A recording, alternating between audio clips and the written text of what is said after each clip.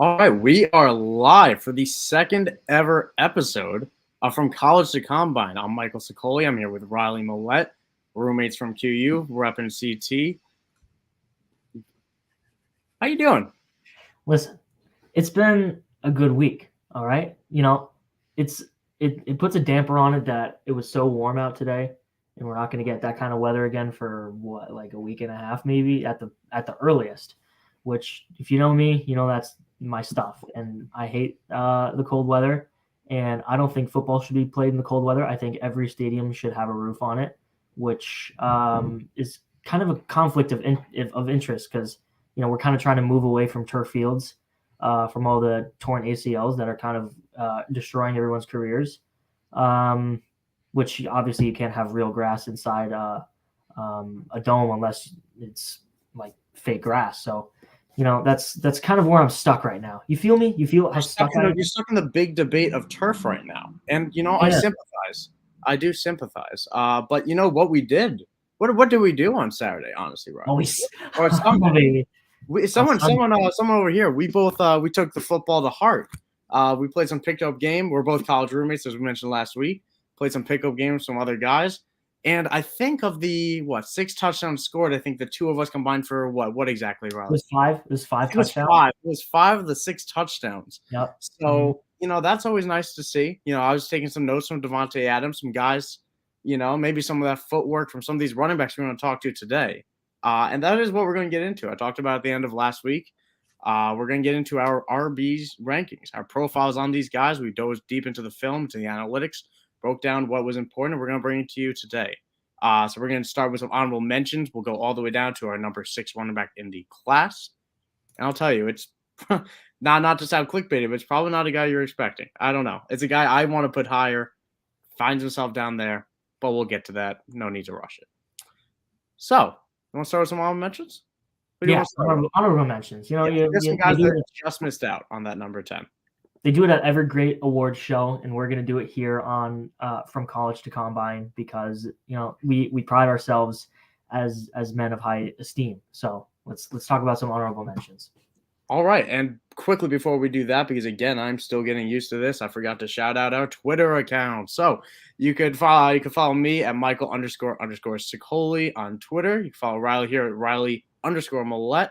Just one underscore for him, 2 for me. One underscore for me. Yeah, he was quicker getting his domain, than I was, but we've been through this joke way too many times. I'm trying to cut out the underscore, really. I haven't tried that in a while. Maybe the original Riley Millette that was around like 5 years ago and made this account is gone. Maybe just with like a smiley face, just replace with a smiley face. Maybe that could work. You're too much. I know. So who do you want to start with? I think we have 2 honorable mentions that we feel like were worth mentioning, given how the industry, how the environment around these players are. People are talking about a little bit higher than we are, or at the very least they're talked about in general, and we didn't want to dismiss them. Mm-hmm. And the first guy that I was expecting to like a little more than I did was Jerome Ford from Cincinnati. I didn't know much about him before, the end of the college football season. I watched him play in the college football playoffs, and I saw some good games out of him. It just so happened that the way I watched his tape, I coincidentally watched his best games first. He had 2 really good games. I forget against 2, but I watched those first, and he was drawing me in, and I was thinking, all right, this could be a top 7, 8 guy. And the rest of his tape was just very uninspiring, and he didn't show what I think an NFL back would show, which is everything between the tackles, between footwork and tackle breaking, and didn't command a whole lot of work in the receiving game, and pretty much hit the biggest upsides of his game were speed and maybe some open field ability with quick shiftiness. But outside of that, he's a smaller guy. He's only 5'11". He's 215, but it's a decent build, but only at 5'11", not the top tier size that we see out of the Breece Halls and the Isaiah Spillers of this class. But he lacked a lot of high end traits that you like to see a running back have. Yeah, and it's really disappointing given how strong Cincinnati was this year. College playoff team, who saw that coming? But for a guy that Yeah, I won't repeat the points, but for a guy with the size that he has, what is he? He's 220 pounds at least. I think he's 6'1", or he's sorry, 5'11", 215. I have that down right here. So he has that body, he has the BMI that you want to see from a workhorse back. He has the home run speed. He was such a small part of that offense. He was not the reason Cincinnati was good. It was a lot of benefit of circumstance to me. The biggest problem to me, his vision was weak. He did not commit to those holes fast enough. He found himself when he was ripping off those long runs, he did not have to do much to make it happen. He was not somebody I'm excited about on the next level.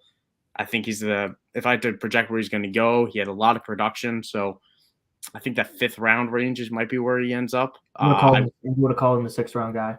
Yeah, I would take him in the 6th round. I could see NFL guys reaching a little bit higher based on production, how Cincinnati was, and just the tantalizing size and speed blend, because that's he does have a higher upside than some of these guys just because of how compact he is. He's a very built guy and good speed, but just not enough there to make cracker top 10.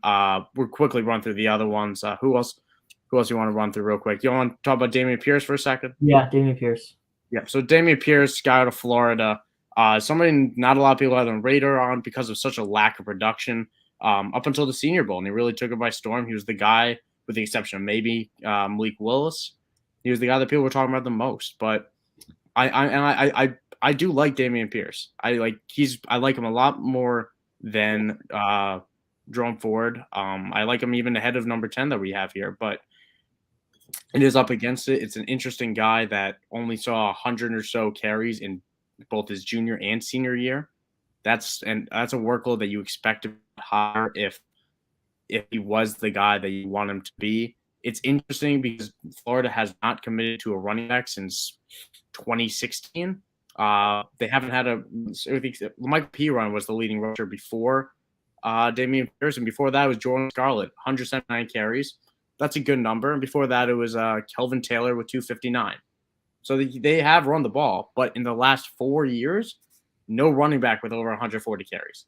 So it could totally be schemed that Dameon Pierce isn't being used because they want to run the offense a different way. Kyle Trask was airing it out in 2020 and 2019. And then this past year, they had Emory Jones taking a large part of runs on read options. So it's a little bit of chicken or egg of whether Dameon Pierce isn't used because of talent or maybe it's scheme.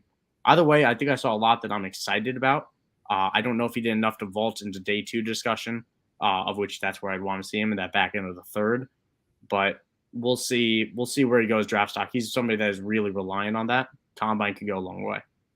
I would be shocked if he goes higher than the 5th round. I mean, I know the Senior Bowl has that effect where it's one of the more recent displays of an athlete, so that kind of sticks out fresher than in your mind than a guy like Jerome Ford, who's his best stuff. Even though he was at the Senior Bowl, he didn't do a whole lot. His best stuff was during the 2021 season when he had a couple of flash games.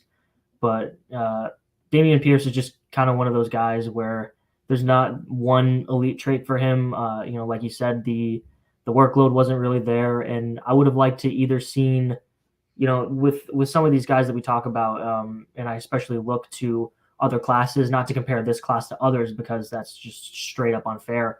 But in other classes, even the lower end guys, you could pick out a trait of like the teetering on the 10th and 11th ranked guy in the class and say, maybe he can't pass protect, maybe he's too small, but he's super fast, and if you scheme him in open space, maybe he could turn into something. I don't exactly see that with Dameon Pierce. I would be surprised if he's more than a 2B in the NFL, and I probably won't be hunting for him in rookie drafts. I mean, if he falls to me in a 3rd round, like I have some mid third round picks in some dynasties, and if he falls to me there, which he probably won't, and he's one of those guys where I'll take him, but I'm not going to take him where everyone else is going to take him, so I'm not going to end up with him. Landing spot will be a big deal for Dameon Pierce. Mm-hmm. Was there anyone else we wanted to touch on? I feel like there was one other name, but we could just jump right into it. Abram Smith. I mean, Abram Smith was also at the Senior Bowl, and I just didn't care for him. He looked like he was running through molasses. Yep, and just kind of uninterested, even more so than Dameon Pierce, and that's a guy that's a fourth round rookie pick for me. Yeah, I'm not even far, not close to him. out of the Baylor, maybe he lands in a nice spot, maybe he vultures some touchdowns. I'm not really interested either way. A little bit too slow. Could totally go undrafted the same way. Yep. So, without further ado, let's jump into number 10. Hassan Haskins out of Michigan. You want to start with Hassan Haskins? Yeah, so Hassan Haskins his tape was kind of fun to watch. Maybe it's just the Michigan effect where their offensive line was insanely good this year. Their offensive line won the Joe Moore Award. They give out to the best offensive line unit at the end of the year. They have a couple tackles coming out in the draft. A lot of them are younger, but they have some decent talent from the offensive line getting drafted this year. And we saw that effect where he scored 20 touchdowns on the ground this year. But the thing that sets him apart from other guys in this class in a bad way is that he needed 270 carries to do that. And the only other backs in this class who had 270 carries, Brian Robinson and Kenneth Walker. Kenneth Walker had 263, so almost at the same point, except Kenneth Walker lit college football on fire this year. And he wasn't super efficient, 5.1 yards per carry this year, which is fine. Didn't command any work in the receiving game, and his tape was, if you pick apart, which is tougher to do for these guys, the guys who don't have excellent talent, but they're playing behind excellent talent on the offensive line. You kind of have to pick apart and decipher, is this what is Haskins and what is that? Yeah, right. His yards after contact ability, which is there. He's a big guy. He's 6'1", 220. That's a good frame for a running back like him, but he's just slow. He doesn't have that burst. I mean, he'll be maybe that touchdown vulture guy. He'll be a short, like third and inches. I'll put him on third and inches. He'll be that type of guy in the NFL, and I'm not sure how far that's going to carry over in fantasy. So I have him ranked pretty low. His upside to me is just so much less than other guys ahead of him. Yeah, I personally have Dameon Pierce one spot ahead of him in my rankings. But Hassan Haskins, nothing I'm really excited about. Even his size, he's 6'1", 220. Sounds good. BMI is 29. I really do want to see running backs hit that 30 threshold. This is a 28th percentile. It's not the end of the world. It's not something I love. The Dominator was up at 20.4%. That's a solid number. That's something you like to see. In that, what is that? That's the I believe it's the 63rd percentile. Excuse me. But to speak to what you said, the yards per carry was low. That's just not who he is. He's not going to be the home run hitter. He doesn't exactly have the vision to find that hole quick enough. It's short yard situations. Not someone that I'm really excited about for fantasy. I don't see 3 down potential for him. Despite the size, I don't see 3 down. I think that's an early first and second down is where he's going to try to carve out that role. And those roles are really difficult to carve out for fantasy. Those are difficult. It's difficult to be a fantasy producer when you're not getting in on third downs. And if you don't have the explosive plays to increase that. So especially when you're playing behind Michigan, it provides a really good example. Day 3 guy, handcuff type of potential. He's a guy I could see going in the 4th round of the draft just sheerly because of his production. Yeah, he scored a heck of a lot of touchdowns, but that's yet another guy, which I say it about a lot of people, but I'm not going to take him where other people will take him. Yeah. The 20 touchdowns he scored this year, it's something you really do like to see. Again, he had 270 carries, definitely one of the larger workloads in college football. I think, honestly, that's about where we're at with Hassan Haskins. It's honestly a little bit underwhelming given the production, but just lacks the big plays to make a real fancy impact given his projected workload. Now, on the flip side of that, there's someone who is nearly the exact opposite of Hassan Haskins coming in number 9, Rachaad White out of Arizona State, JUCO product Rachaad White. I'm coming in here coming in here at 6', 210, still a good size. Not exactly the weight you want to see, but you want to see him bulk up maybe a little 10 pounds more, but he has the speed. He does have the speed to make some real impact in the game. Rachaad White had a lovely Dominator of 37.8% up at 87th percentile. that's and to run this through real quick, because this is the first draft breakdown episode we're doing. Dominator is a percentage of the yards that yards that player supplies compared to the offense's total output. It's a good metric, especially for running backs, that we like to use. It measures how big of their offense they were. Exactly. The impact and the total share that they have in the offense.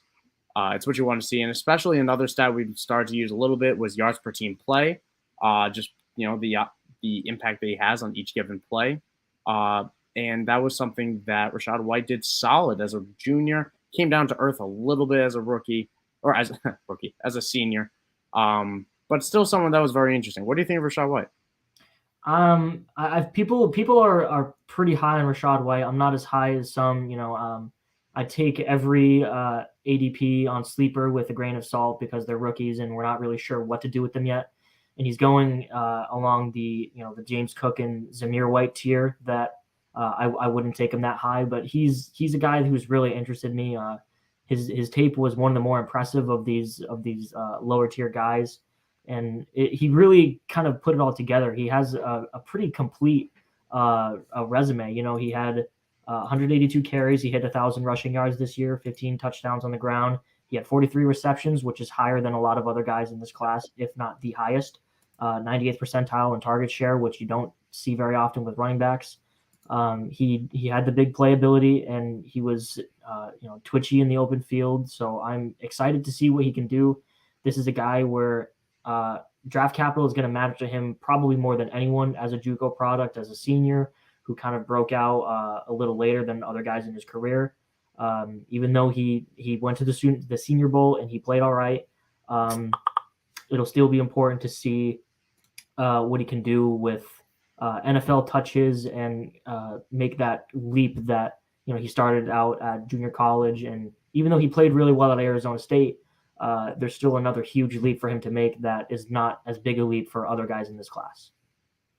Yeah, I think you put it perfectly. And I mean, in terms of workload, he was on the field for a whopping 50 plays as a junior. And he was very good on those 50 plays, but that's not something I'm all too excited about. But he was, analytically, he's a pretty solid, he's a really good prospect analytically in terms of dominator, yards per carry, the target share, as you mentioned, only 2% of, he's 98th percentile of running backs in terms of target share. So that's something you really like to see. There's a real world he does carve out that third down role because he's a good receiver. He's capable, and he can make it happen after the catch. 6'2", 210 as well. He plays like a scat back, and he's almost built like one of the Hassan Haskins type. He's faster than those types of guys, and he has the muscle to go along with it. Yeah, and the question was, we didn't see a lot of pass protection when we watched on tape. That's something we want to see him be a little bit more polished on, but that is something that is common on the college level to not have a lot of experience about. So I think there's a lot to like about Rachaad White.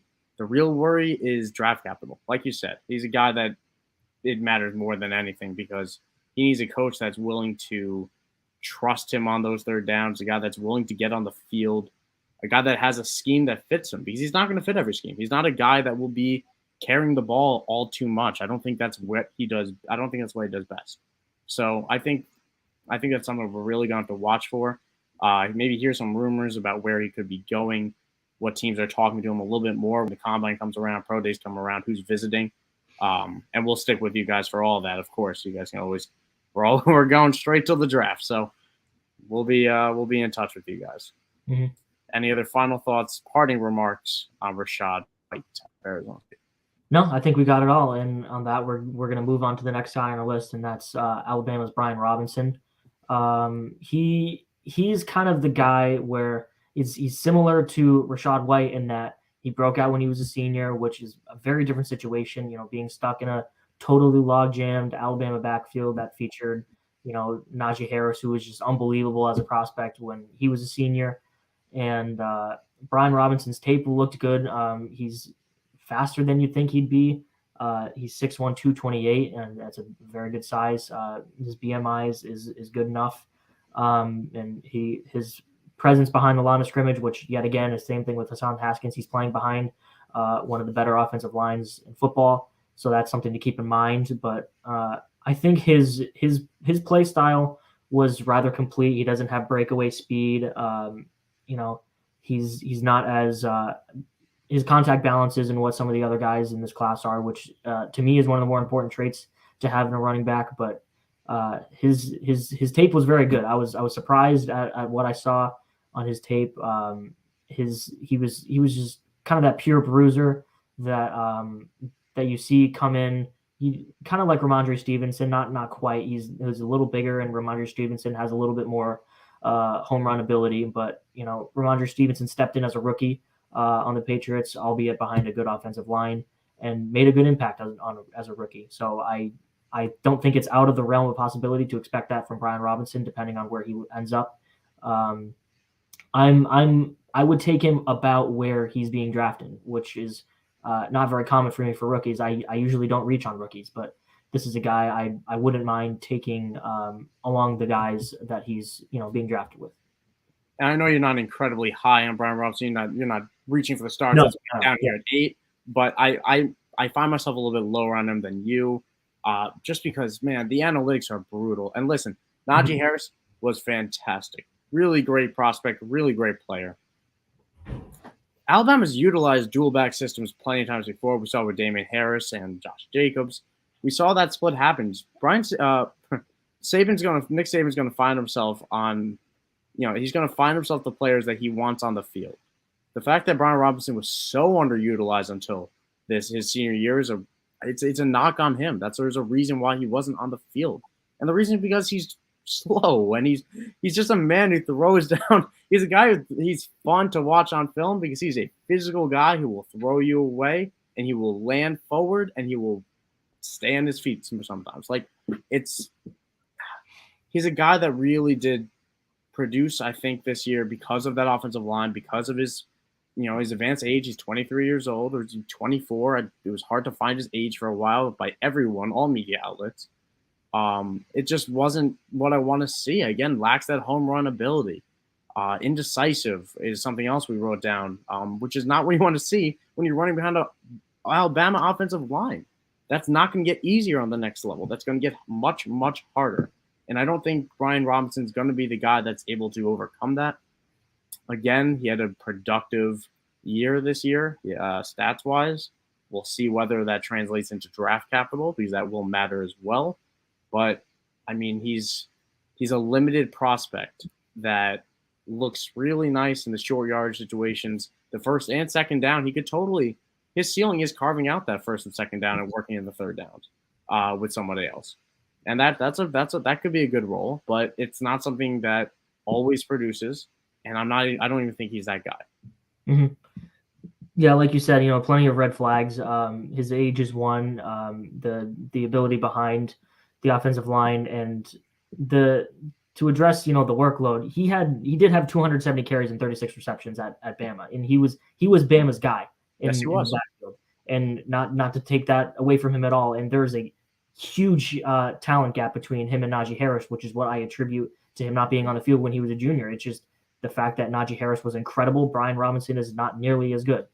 So I think the fact that he established himself as the guy when he was a senior without just undoubtedly a far superior back in front of him, I think we're overestimating or underestimating how good Najee Harris was. He was just I know you're not as a Steelers fan. Maybe I mix up my words a little too much, but I think underappreciated maybe.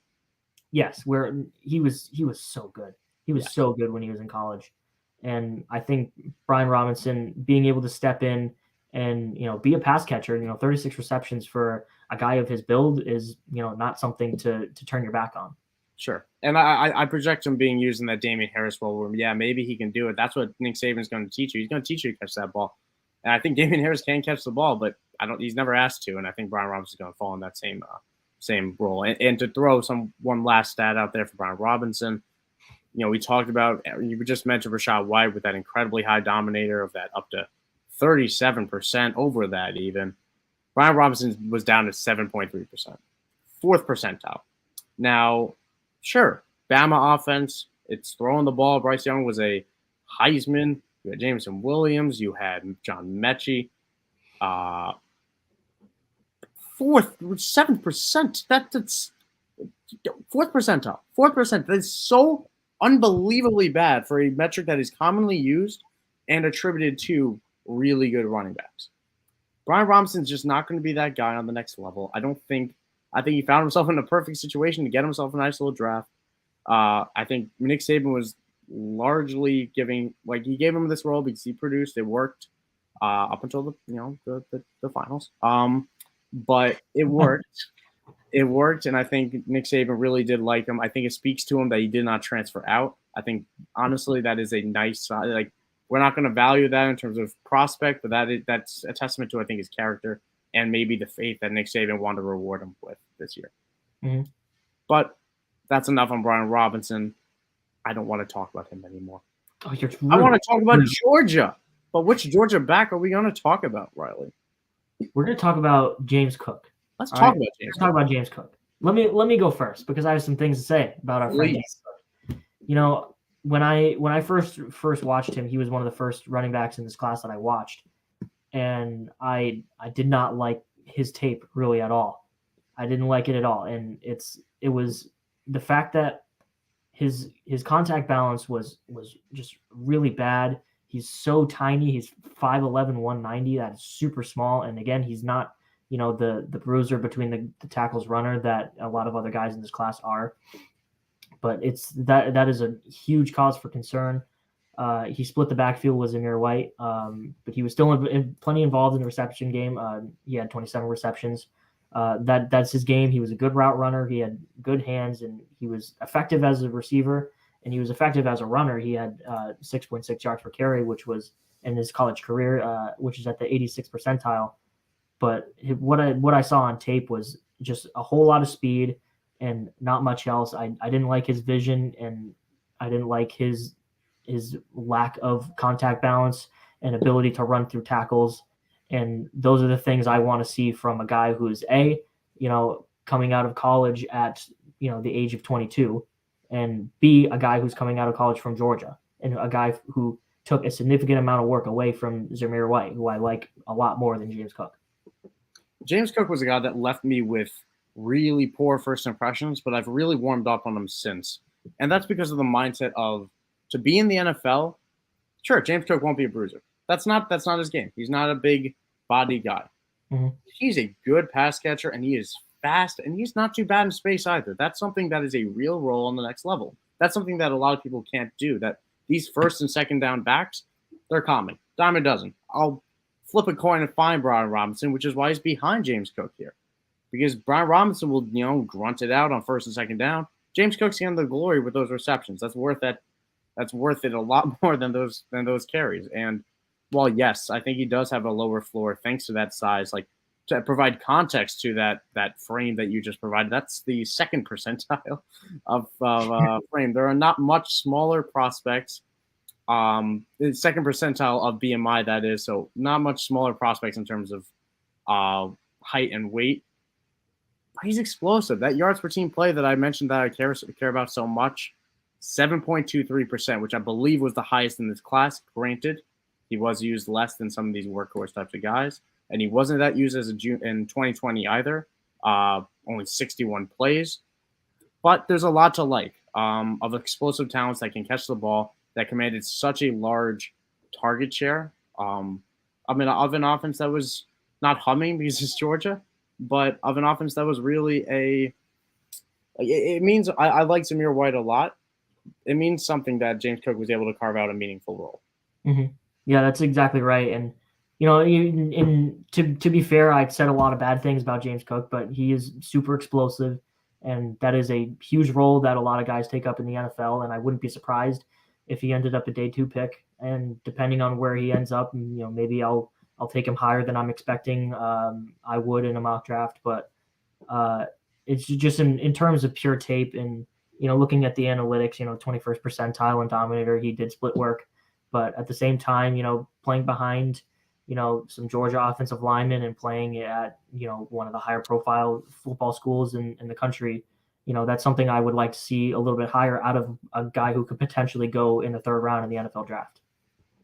Yeah, I think they're all valid, really valid takes. And if you are wondering why we aren't throwing player comps out there left, right, and center, it's because we both are fairly anti-player comps in terms of no players. I don't believe in player comps, man. They're so fun to say. And I will say player comps if I could think of them, and I think they really do fit. But I have to preface it now of saying that we all think that we both think that it is a very difficult thing to compare a player to a player rather than evaluate them as the prospect that they are. I feel like every time we say a comp, we're like, we say a comp and then we're like, no, never mind, that doesn't make any sense. And that's what happens every single time. There are so few instances where, you know, and me and you both were so picky, and like if I were to compare a player to another, and one player is like 2 inches taller and 10 pounds heavier, it just makes no sense. Even if they play the same way, you know, played in similar situations in college, you know, that just wouldn't make sense to me. And in order for me to make that comparison, it has to be perfect, which rarely happens.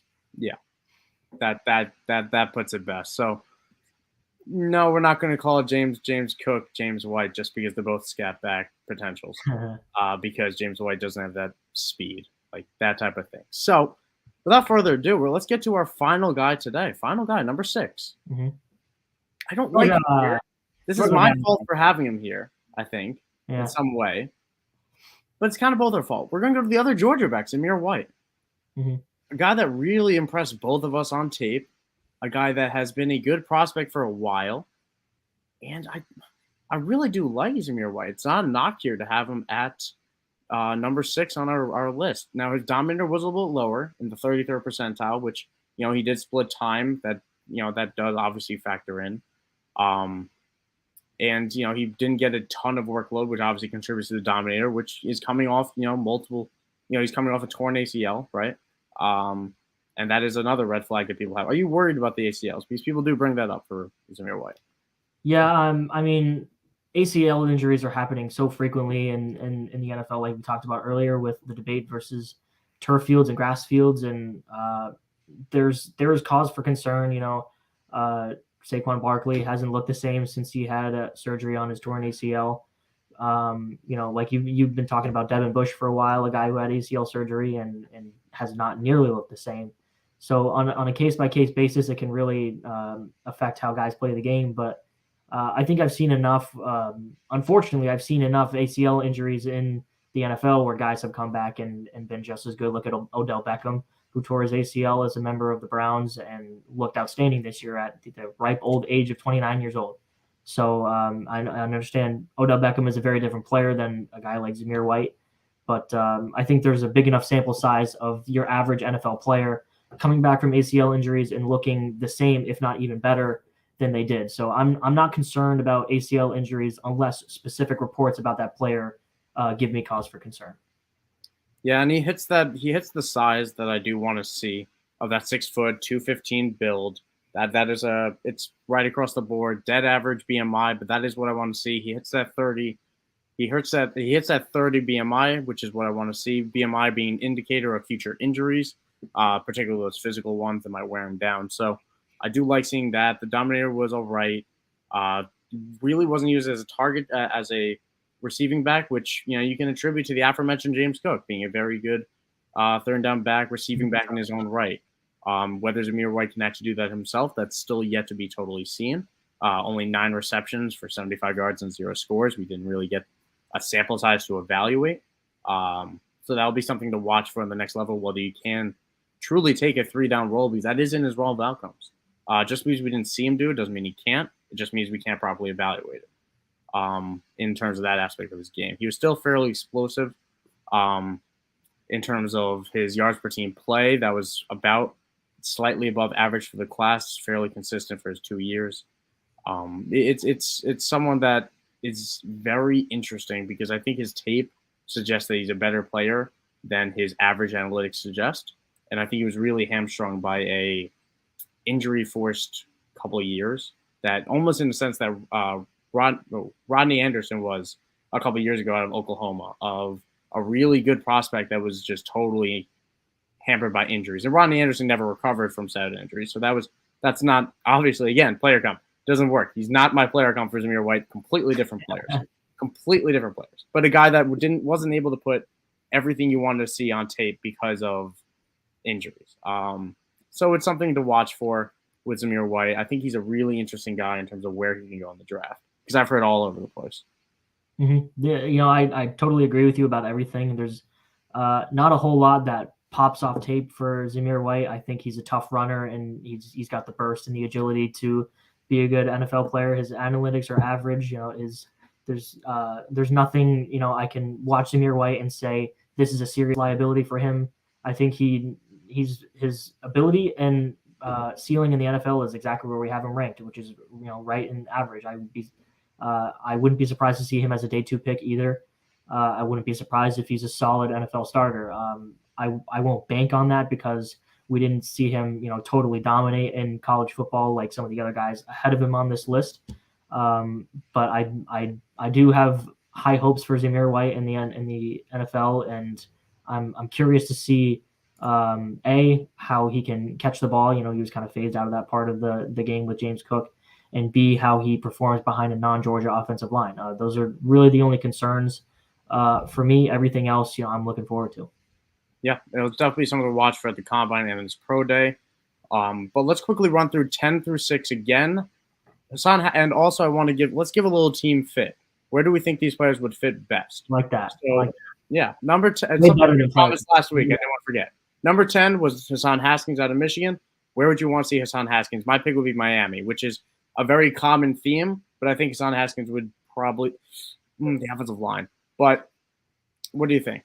I would like a quicker runner for Miami. I would call it Rachaad White to Miami. Hassan Haskins, off the top of my head, maybe he's a stash for a Panthers type guy. Chuba Hubbard, was fine, but their running back room is really shallow. And although I have kind of staked my claim on Christian McCaffrey coming back and still being a top 3 fantasy running back, it's very hard to ignore how many games he's missed in the last 2 years. So a little bit of insurance in that area wouldn't hurt. Yeah, I think I would love to see Hassan Haskins in Arizona as potentially the James Conner replacement. Should they bring back a scat back instead of paying for James Conner, which could be the option. Both him and Edmonds are for incoming free agents. So I think Haskins would be a great fit in Arizona with that offense and that system. Number 9, Rachaad White. You want to say Miami, right? Yeah, he just has that explosive ability that they really need out of the running back position. That they can use him as a pass catcher. Since their wide receiver room is pretty thin, I think he'd be a really good fit for them, and they probably wouldn't cost them a premier pick. He could go in the 5th, 6th round as well. And I'm going to throw out the Broncos as a great complement to Javonte Williams. I think it'll be a great a guy that really does fit in well there, and there's a wide open competition for the backup job. And they are going to invest in a day 3 running back. You can mark that down now. Brian Robinson came in at number 8 out of Alabama. Where would you want to see Brian Robinson? I'm gonna say New York Jets for Brian Robinson. I think Michael Carter's a good player, but I think that LaMichael Pirine and Ty Johnson are not. I think they're bad. And they could use some more insurance at the position as well. And I imagine their offensive line gets a little better, they have a lot of first round picks that they can build around Zach Wilson with, and I expect them to add to the wide receiver room through free agency with this loaded free agency class. So I think if they're really going to invest in the offense, which I would expect them to invest in the line and the receiver room more than the running back, since I do believe in Michael Carter. But if Brian Robinson starts to fall a little bit and he's in the 4th, 5th round range, I wouldn't be surprised to see them pick him up. I would love to see him in Seattle. Let's give Pete Carroll his bruiser again. He ran it through with Chris Carson. He ran Chris Carson into the ground. Before that, he had Marshawn Lynch. Let's run it through with Brian Robinson and just have him be a good complement to the big playability for Rashad Penny. James Cook came in at number 7 out of Georgia. Mm-hmm. James Cook is somebody that I would love to see. Man, it's a tough fit. I think maybe I don't. I thought I had something prepared, and I'm starting to double think myself. How about the Titans? How about a nice little? I was thinking about the Titans. I think D'Onta Foreman was a good fit as a backup there, as the that plotter, that bruiser. But I think they really did see the limitations of what life was like without Derrick Henry. Their definitely a team that will upgrade at the running back depth position because of how fragmented the offense was without him. James Cook is a guy that they can invest in who can play with Derrick Henry. I'm sick of seeing Jerry McNichols and blasting fullback. McKinney's my guy. I love McKinney. No, he's definitely a guy in the NFL, and he's made his heyday. So I want to see James Cook in Tennessee. I'll throw out the Falcons for James Cook. They desperately need some playmakers. Cordell Patterson is a free agent. Maybe he resigns. Mike Davis is under contract for one more year, I believe. But what did he show us last year? What did that guy show us last year? And apart from Calvin Ridley, who's more than likely going to be departing this year, and Kyle Pitts, who was very good when he was a rookie, but he's still a rookie.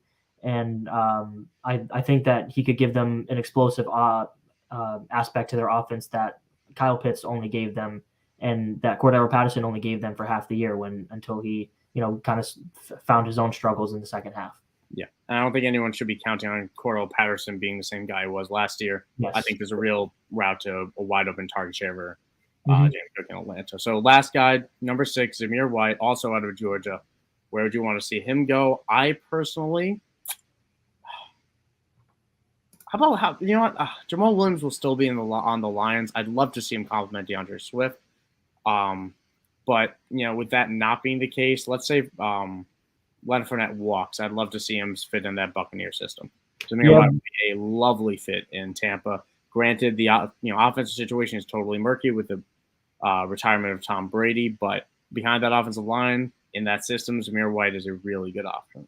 Yeah, how NFL ready he is makes him a good fit for the Buccaneers. This is where I would throw out Seattle as well, since Rashad Penny's a free agent. Chris Carson is a total question mark. They're they don't need depth. They need a starter who can come in and perform as a rookie.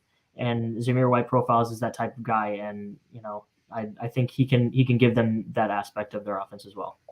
I'm gonna parlay my take before and say that I also think that I think Rashad Penny is back in Seattle next season. I agree. I haven't. No, yeah. I forgot to mention that he was an incoming free agent before, so I just want to back up the reasoning. Mm-hmm. But that is our show for today. Next week, the top 5. And I'm telling you, there are names there that you didn't hear today, and you might be wondering, wow, you guys are dumb. You guys just wasted my time. He's dumb. They could be on next week's show. Next week at 7 p.m. Eastern, 6 p.m. Central. You can find it right here for frequency's sake. Thank you again to them for letting us put this little shindig on. I like that word. It never really works. But either way, it's not something you want to miss. My shindig. Yeah, thank you. But right after us, Points in the Paint with Fantasy Basketball Talk is going to start at 8 p.m. Eastern, 7 p.m. Central, just in the next 15 minutes. You can find my Twitter at Michael__Sicoli. 2 underscores. Two underscores. You can find Riley at Riley_Millette. Just one underscore. And all these will be uploaded as podcasts as well, as you might just be listening to on Apple, Spotify, all the major spots, YouTube as well. If you want to see our lovely faces, I think I got the beard exactly how I want it. So I think I do too, honestly. Yeah, I think that's drawn on with like some Sharpie or something. But you look great. Check out how he looks on the YouTube page at for fans. I think that one is for fans' sake still, but definitely something to check out regardless. Any final parting remarks, Riley? Words of wisdom? Let's see. I just want to watch some baseball. Honestly, I'm sick of all this. Oh, the negotiating. Let me get. It's the owners. It's the owners' fault. Let's play some baseball. That's my final. I'll shed a tear for you, but I'm quietly enjoying how so un-American of you. It's still the football season if baseball never starts. So football season. Come on. Either way, stop it. There never is an off season. So tune in next week, same time, Wednesdays again. Wednesdays at 7 p.m. Eastern, 6 p.m. Central. We'll see you guys next week. Have a good night. Thank you so much, Riley_Millette. Just the one.